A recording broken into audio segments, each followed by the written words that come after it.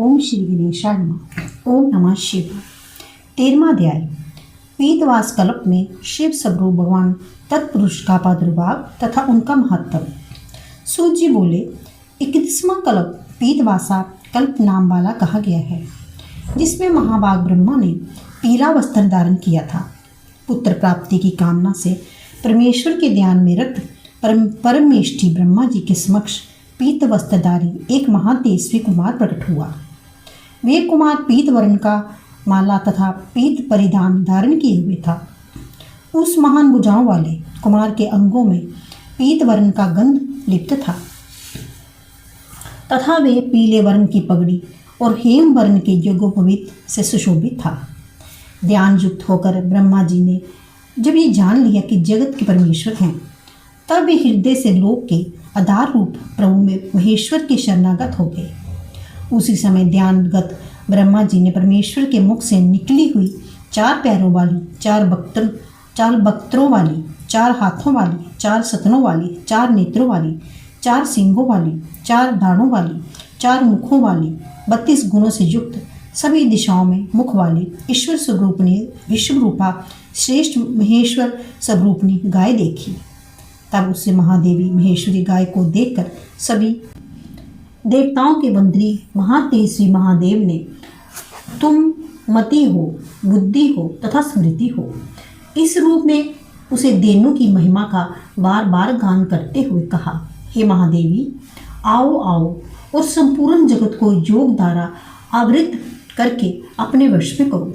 इस प्रकार कहने पर वे देनु हाथ जोड़कर सर्वसमर्थ महादेव के समक्ष खड़ी हो गई। इसके अंतर देवेश्वर महादेव ने उससे कहा, तुम रुद्रानी होगी और ब्राह्मणी के कल्याण के लिए परमार्थ साधिका बनेगी।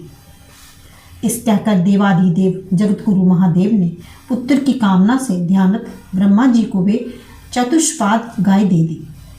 तदंतर ध्यान योग से उस देनु की परमेश्वरी जानकर ब्रह्मा जी ने जगतगुरु महादेव से वहाँ महेश्वर देनु प्राप्त कर ली।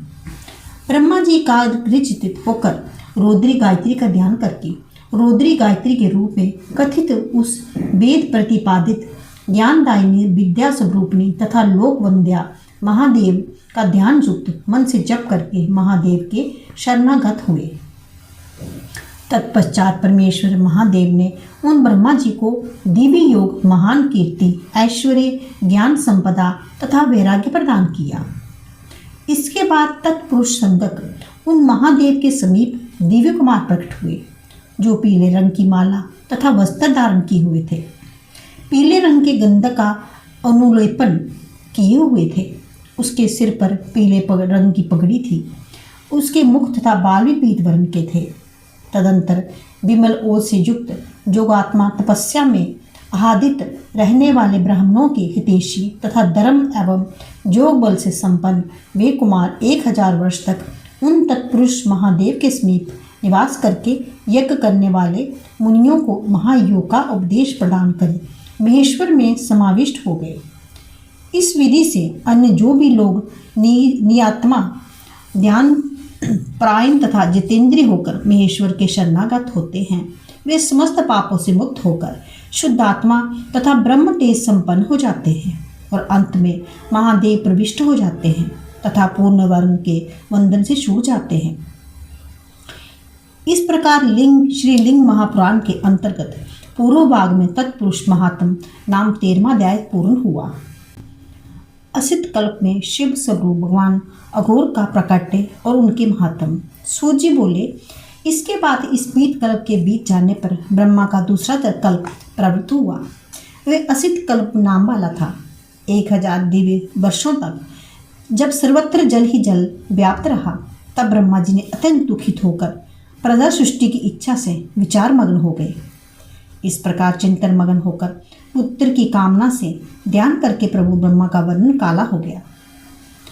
इस बीच महातेजस्वी ब्रह्मा ने कृष्ण वर्ण वाले महान वीर संपन्न अपने तेज से देदीप्यमान कृष्ण वर्ण का वस्त्र, पगड़ी तथा यज्ञोपवीत धारण किए हुए, कृष्ण मुठ से सुशोभित कृष्ण माला धारण किए हुए तथा कृष्ण अंगराग से अनुलिप्त अंगों वाले एक कुमार को वहां प्रकट हुए देखा। उन घोर पराक्रम वाले महात्मा को घोर संगत महादेव जानकर ब्रह्मा जी ने अद्भुत कृष्ण पिंगल वर्ण की आभा से युक्त उन देवा देवेश को प्रणाम किया। तत्पश्चात ध्यान युक्त मन से प्राणायाम परायण होकर तथा महेश्वर को हृदय में धारण कर श्रीमान ब्रह्मा जी ने उन अघोर रूप परमेश्वर के शरणागत हो गए और उन अघोर को ब्रह्म स्वरूप जमान कर उन्होंने ध्यान करने लगे।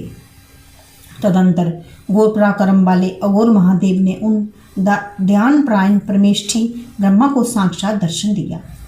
तदंतर उन अघोर के समीप कृष्ण शिख, कृष्ण रास्य तथा कृष्ण वस्त्र दृक नाम वाले 4 महात्मा कुमार प्रादुर्भूत हुए, जो कृष्ण वर्ण के थे, कृष्ण माला से विभूषित थे, कृष्ण अंगराग से अनुलिप्त थे।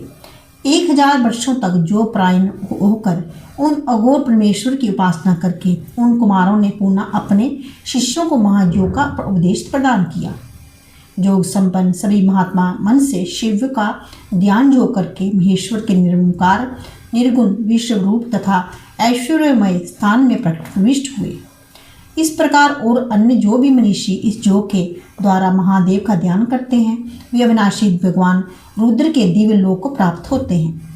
इस प्रकार श्री महालिंग पुराण के अंतर्गत पूर्व भाग में अघोरोत्पत्ति वर्णन नामक 14वां अध्याय पूर्ण हुआ।